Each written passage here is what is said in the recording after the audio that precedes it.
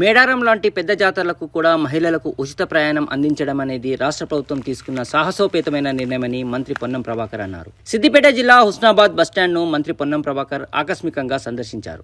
ఈ సందర్భంగా రోజువారీ ప్రయాణికులతో పాటు మేడారం వెళ్తున్న ప్రయాణికులతో కాసేపు మాట్లాడారు మంత్రి. ప్రయాణికులు ఆర్టీసీ ఉద్యోగులతో మాట్లాడిన సంస్థ నుండి అందుతున్న సౌకర్యాలపై అడిగి తెలుసుకున్నారు. మేడారానికి ప్రత్యేక బస్సులు నడుపుతున్న ఆర్టీసీ డ్రైవర్లు, కండక్టర్లకు దాతలు అందిస్తున్న అల్పాహారాన్ని పంపిణీ చేశారు మంత్రి పొన్నం ప్రభాకర్. అక్కడే ఉన్న ఆటో డ్రైవర్లతో మాట్లాడి ఎన్నికల్లో ఇచ్చిన హామీ మేరకు వారి సమస్యలు పరిష్కరిస్తామన్నారు. మాజీ మంత్రి హరీష్ రావు ఆటో డ్రైవర్లకు నెలకు 10-15 వేలు ఇవ్వాలని అర్థం పర్థం లేని డిమాండ్ చేస్తున్నారని ఆటో డ్రైవర్లతో మంత్రి పొన్నం ప్రభాకర్ అన్నారు. గత బీఆర్ఎస్ ప్రభుత్వం హయాంలోనే వాహనాలు, ఇంజన్లు పై ట్యాక్స్ ను 4,000 నుండి 10,000కు పెంచారని ఈ సందర్భంగా మంత్రి ఎదుట ఆటో డ్రైవర్లు వాపోయారు.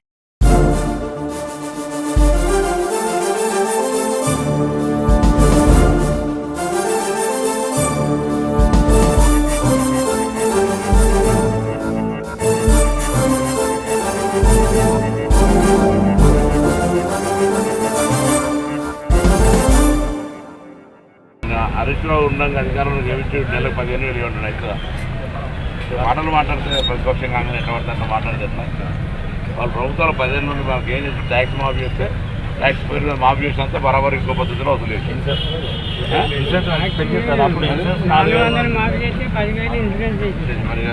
అప్పుడు 4,000 ఉండే సార్, 15,000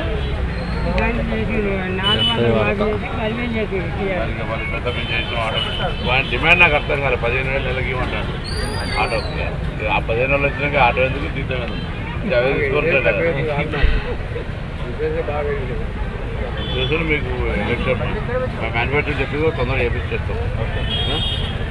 ప్రభుత్వం స్పష్టంగా మహిళలకు ఉచితంగా ఈ యొక్క ఇంత పెద్ద జాతరలో కూడా మహిళలకు ఉచితంగా పెట్టినటువంటిది సాహసోపేత నిర్ణయం. ఎందుకంటే ఇబ్బంది జరుగుతుందని అనుకున్నాం, కానీ సజావుగా సమ్మక్క సారక్కల ఆశీర్వచనంతో సజావుగా కొనసాగుతోంది.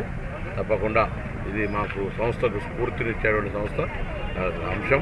భవిష్యత్తు లోపల ఈ ప్రభుత్వము మహిళలకు సంబంధించి రియంబర్స్మెంట్ చేస్తుంది కాబట్టి, ఆక్యుపెన్సీ పెరిగింది కాబట్టి, ఆపరేషనల్ లాస్ అంటే రోజువారీ నిర్వహణకు సంబంధించి నష్టాలు లేకుండా సంస్థ లాభాల దిశలో పోతుంది. పాత బకాయిలు, పాతగా ఉన్నటువంటి బ్యాంకు లోన్లు తప్ప సంస్థ నిర్వహణకు సంబంధించి యథావిధిగా జీతాలు 1వ తారీఖు ఇవ్వడం కావచ్చు. పీఆర్సీ మీద ఒకటి వాళ్ళ ఆవేదన ఉంది, దాన్ని కూడా ప్రభుత్వం వెంటనే పరిష్కారం చేస్తే మొన్ననే 280 కోట్ల రూపాయల బాండ్స్కు ఇన్ ప్రిన్సిపల్ అగ్రిగాను. ఆ పేమెంట్ అంతా కూడా కార్మికులకు చేరుతుంది. ఇది వాళ్ళ సంస్థ. కార్మికుల సంక్షేమము, ప్రయాణికుల సౌకర్యము, సంస్థ పరిరక్షణ, ఈ 3 అంశాల మేరకు మేము ఆ సంస్థను అభివృద్ధిలోకి తీసుకొని